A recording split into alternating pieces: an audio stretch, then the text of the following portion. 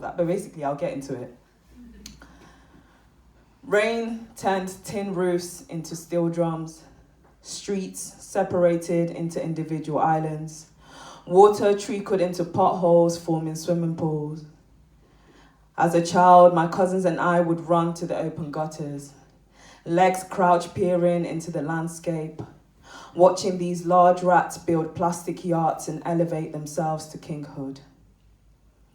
But Grandma's voice carried this storm that reeled our bones back from the gutter's jaw. She hated playing fisherman every time we accidentally fell in. And down the road, 5 times a day, the mosque calls people to success.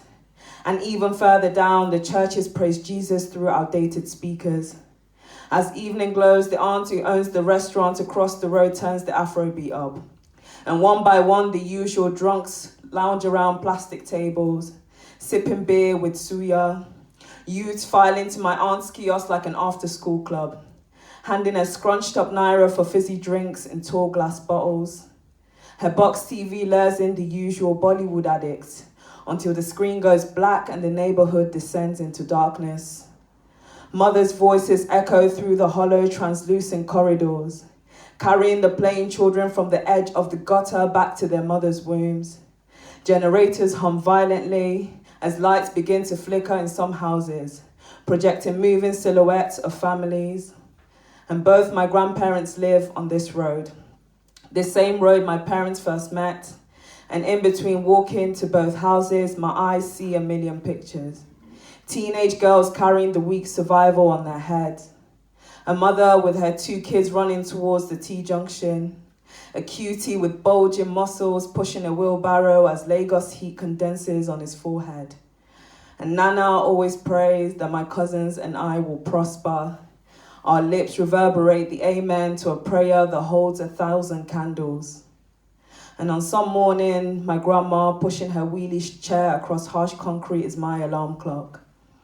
She's unable to walk, sat out front watching the youth she nurtured become parents. Occasionally, her eyes become glassy, her memories a motion picture on repeat, and I'm always twisted in my memories of her. The days she played fisherman.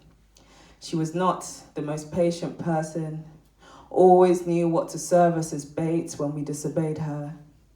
And even when we knew the hooks were there to lure us in, there was comfort in knowing she was the one at the end of the fishing line. And I'm mesmerized from across the wooden chair. I want to solidify this bond before she becomes one with the earth. I want her to hold my hands and reel me back to her youth. Show me how she met Granddad. Show me what my father was like as a child. Take me back to what Nigeria wasn't even Nigeria. Use that image to paint the missing walls of mine so people will stop asking me where I'm from. But Grandma always tells me to leave her alone.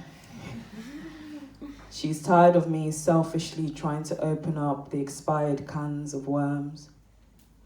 So I nod with defeat, turn my gaze back to the street, and continue writing my story.